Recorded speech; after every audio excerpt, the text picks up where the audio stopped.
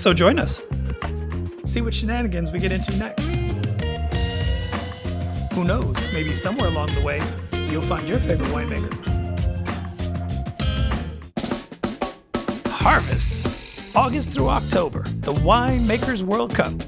Unlike sports, this is not the end of the season. This is the wine's midpoint. It's halftime. This is the most decisive moment of a grape's journey. This is 4 to 6 weeks of cold mornings, headlamps, stained hands, sticky fingers, not enough sleep, and way too many variables that could make or break a vintage. Not far from where we met Brandon and John from Dragonette yesterday, we just headed west from Buellton into Rita Hills to Groundstar Vineyard. This is one of California's most serious neighborhoods for Chardonnay and Pinot Noir. Man, this tight stretch of vineyards reads like an all-star roster. It's time to pull on the gloves because we are helping Jessica Gasca of Story of Soil this morning.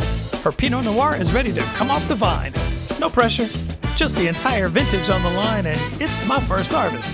Scott, have you seen this process before? You've been out here for this part? This is my first time out at a full harvest. Kind of played a little bit, but not actually been here for the real deal. It's exciting. This is remarkable. Just to see all this hard work and even have the owners here and have them, share it. You wait all year to finally get to this place. But this is gorgeous. Been to this part before? You seen it before? I've seen this, yes.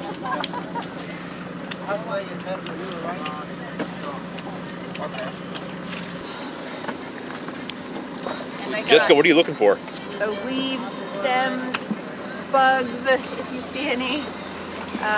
Also, some clusters might have bird damage or bee damage, so we're looking to kind of cut that out of each cluster by cluster sometimes. We do this at night because the fruit is cold, so the less juice is gonna come in here, so allows to get the fruit fresh and cold to the winery. So is this a 1 day a year thing for you, Jessica? Is today the day? No. No? I pick probably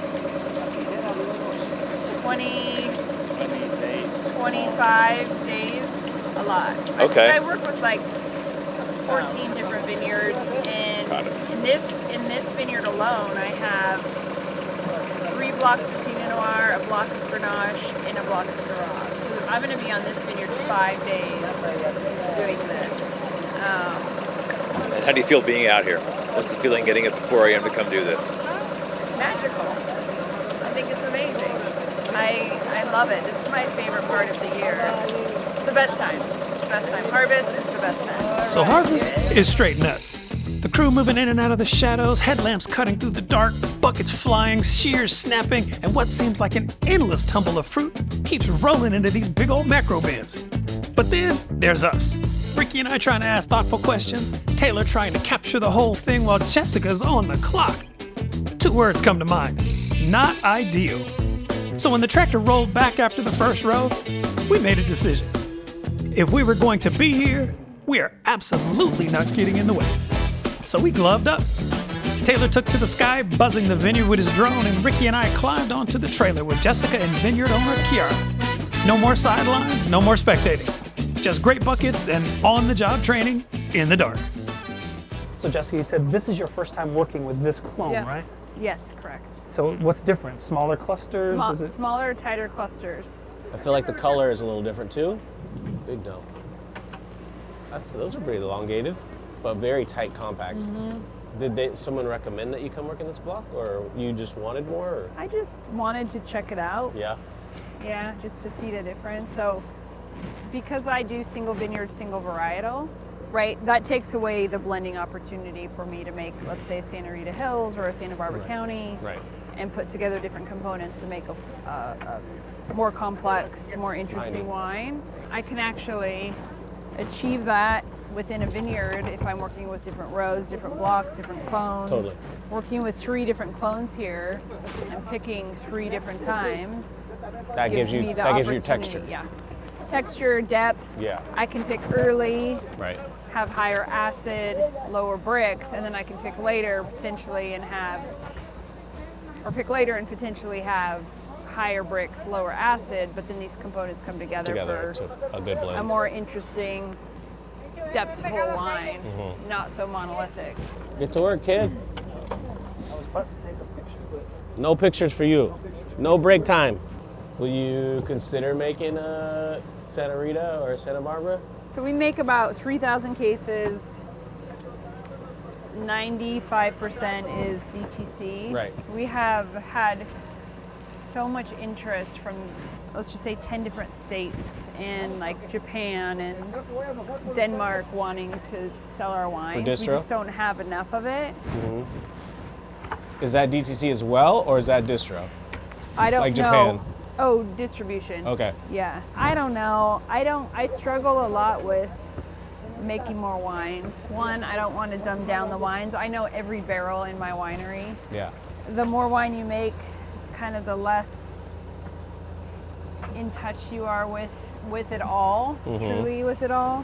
What if it's a second label? Well, that's the thing. It's funny you should say that. I actually did bottle my first ever blend. Okay. And it will be under a different label, but it was only 75 cases. We'll release it to Wine Club, but like this year, there were more opportunities for fruit. So I actually I bet. doubled our Sauvignon Blanc production this year, which is kind of scary, but also for less risk because the fruit prices, right? I got really great fruit prices for Grissini.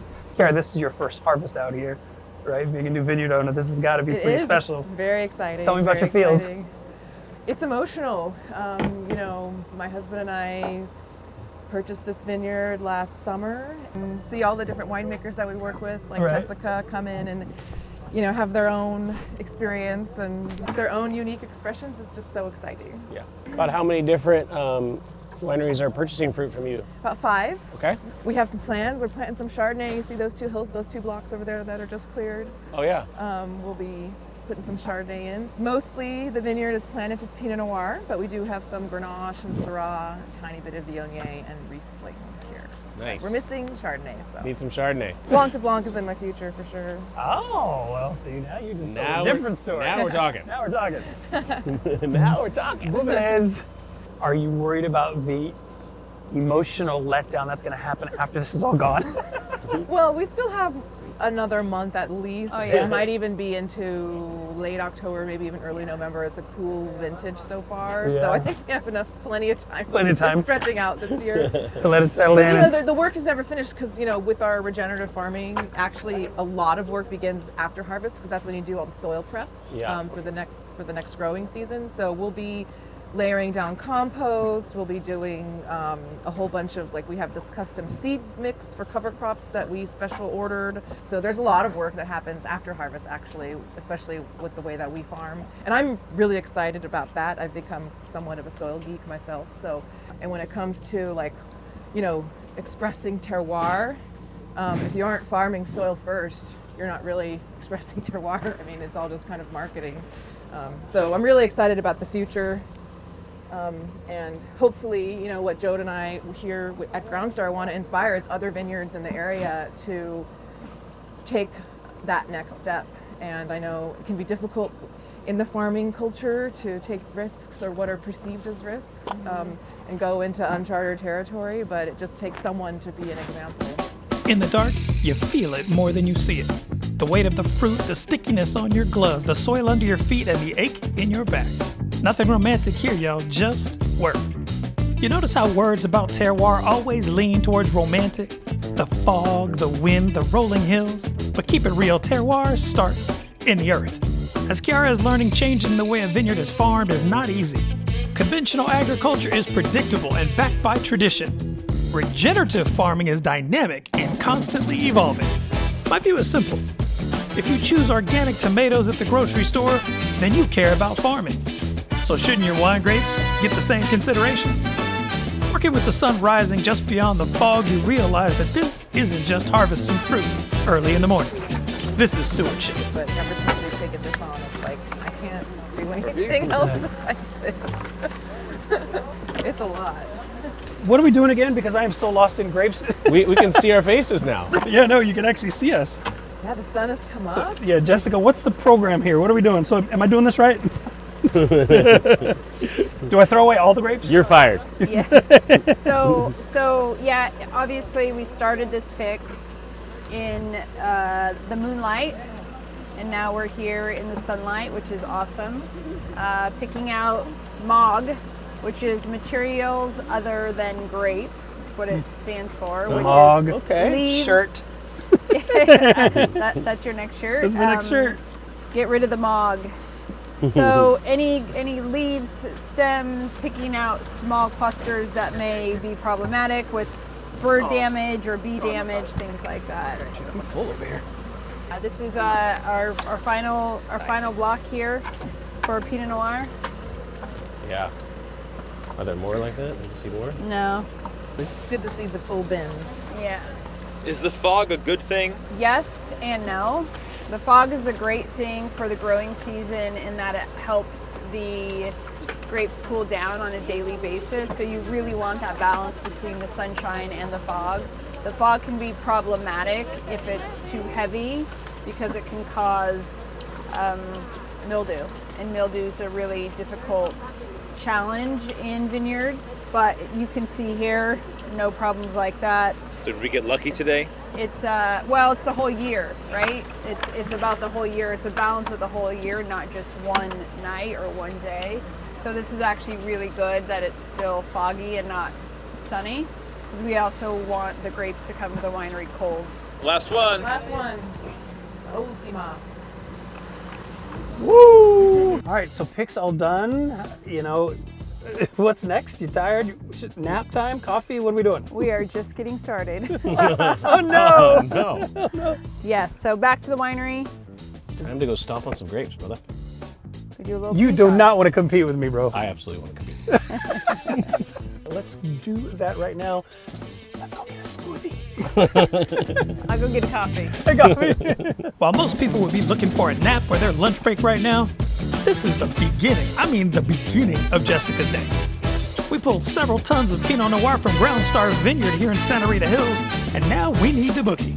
It's a short drive to the Story of Soil Winery in Buellton, and that means the fruit won't take long to arrive. Jessica's winery crew is on standby, waiting for those grapes to roll in. The moment those macro bins are unloaded off the flatbed and hit the concrete, they'll be processed immediately. I'm talking about now. Unfortunately, I don't think I'm gonna get that smoothie this morning because it's time to turn grapes into wine. Look at that. Beautiful.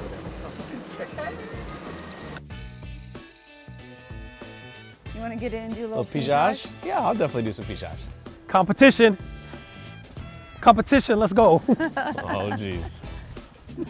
It's gonna be too cold for you. He's always cold. I am always cold. He's gonna be stepping on those grapes and be like, my feet are cold. That's another show. Easy, fella. Whoa. Easy, fella. What kind of hotel is this? Right.